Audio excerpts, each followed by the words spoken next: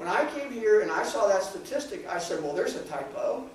That there's a decimal point out of place here. It can't be nearly 50%. It must be 5%. And they said, no, that's DC. You know, and now that doesn't mean there's discipline in every one of those cases, but that means that somebody complained about that lawyer, the Office of Disciplinary Counsel, and they docketed it for investigation and got the lawyer's response. A majority of them, they dismiss at that level, but you know, what that really means, and I tell the small firm lawyers and the lawyers that are thinking about going small firm, when you go small firm, you now have a target on your back. And a lot of the small firm lawyers say, oh, well, that's because Office of Disciplinary Counsel picks on the small firm lawyer. You know, we're the low-hanging fruit. We're the easy targets. And I thought, well, you know, maybe there's something to that. But the longer I've been here, I realized, no, that's not it at all. There are all kinds of reasons for that statistic.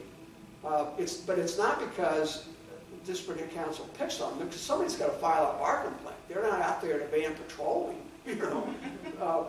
They're sitting back in their offices waiting for those complaints to come in. And so I think that, frankly, the two biggest factors that I see that cause small firm lawyers to be so vulnerable to bar complaints are the small firm lawyer's inability to say the words no. The word no. When they say yes to prospective clients when they should say no. And the reason for that is in the back of their minds, they believe that, you know, there may not be another prospective client for a long time, and so, you know, the person sitting across from them at the conference table has an admiralty problem. They don't know anything about admiralty other than it has something to do with water.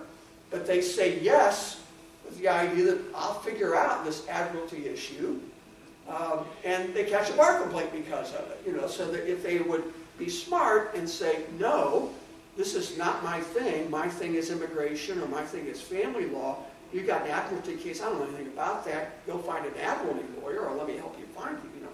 So that's one. And the other thing is that the small firm lawyers' client base tends to be what I call vulnerable. They tend to be vulnerable. And when the small firm lawyer is done with that unhappy client and has done everything they can possibly for that unhappy client, the unhappy client, they're not happy with the result, didn't go the way they thought, you know, the small firm lawyer has quit talking to them because they're busy and they've gone on to their next matter. That unhappy former client will quickly be told, oh, we know somebody who'll listen to you, and they get pointed towards, you know, disciplinary counsel, and they file a complaint. It might be a frivolous complaint, but you're still going to, you know, a lot of people are going to have to deal with it. So this disciplinary piece is something that we hit really hard in our training, and we really incorporate our rules of professional conduct in everything that we do. And DC has some really unique rules, actually. And so, and the other thing that I wanted to point out that we incorporate is this little gem. If you ever have a chance to hear Larry Richert speak, don't miss it. He is a former trial lawyer. Now he's an industrial psychologist, and he's done all kinds of research on lawyers, all kinds of data. And he pretty much consults to big firms about big firm lawyer problems. And believe me, they've got a lot of them. You know, I mean, they're full of egos, you know. And so Larry comes in and kind of, you know, resolves things and helps them, you know, with dividing up the money and who's going to get the work and all that sort of thing. And he's this kind of lawyer whisperer. And the people that can afford to pay him are the big firms. So that's pretty much where he spends his time. But I talked him into coming to some of our programs at the bar.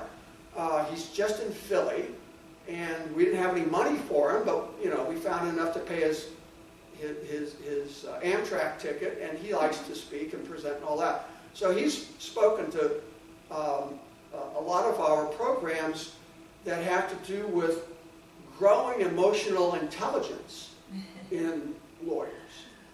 And we push this really big because lawyers tend not to be very emotionally intelligent, and Larry's data proves that. These are the personality traits that we share as lawyers. It's probably what drew us or pushed us into this profession, these personality traits that we tend to share.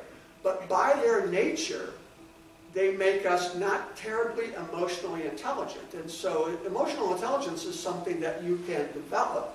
It's not that it's not like your height, you're stuck with it. You can grow it. And we encourage lawyers to grow because the extent to which lawyers, especially small firm lawyers, become more emotionally intelligent, number one, they lead more balanced lives, they're happier, but they make better decisions. It enables them to say, no, I don't know anything about your problem. I don't have the first clue about how to go about solving it. I want to solve, street crime problems. That's what I do. So take your family law problem to a family law attorney. Gives them the ability to say that no and, just basically make much better decisions. But these are really, these personality characteristics are really important to understand because this is our skill set. This is our hammer. That adage, when the only tool you have is a hammer, everything looks like a nail. This is us. We are twice as skeptical as the rest of the population. Lawyers are the green column, the rest of the world the blue column. We're twice as skeptical. We're twice as independent, autonomous. Nobody's going to get over on us. Some people call that stubborn. We love to think. We live in our brains. Sometimes we have a little bit of a difficult time turning that off, but that's where we live, and we love to think and overthink and look under every rock and analyze everything and consider every what if. But these are the reasons why people hire us to solve their problems, because we'll think of everything, we question everything. And we have this sense of urgency about how we work. So this is why we do what we do, and this is why they hire us to solve problems and why we've earned a license to do that kind of thing. Where we are less than the rest of the world is in resilience and sociability. That's why essentially what we are thin-skinned introverts. And so when we get a rejection, when we lose, we take it personally. We want to go crawl under a rock. We just can't stand it when something doesn't go our way. And frankly, the last thing we want to do is go into one of those networking events, where everybody's making idle chit-chat and stand around and try to, do that. We just are not comfortable with that, by and large. So I really think it's important when lawyers are thinking about being a small firm lawyer. And it's not for everybody. It's definitely not for everybody.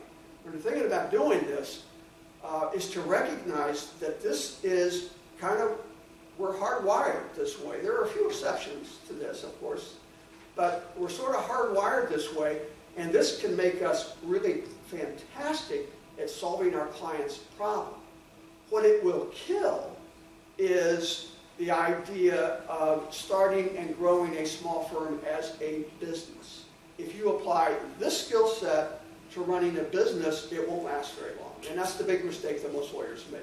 And I see that all the time when lawyers decide, I got to market, I got to get more of these problems to solve, so that I'm successful. How do I go about doing that?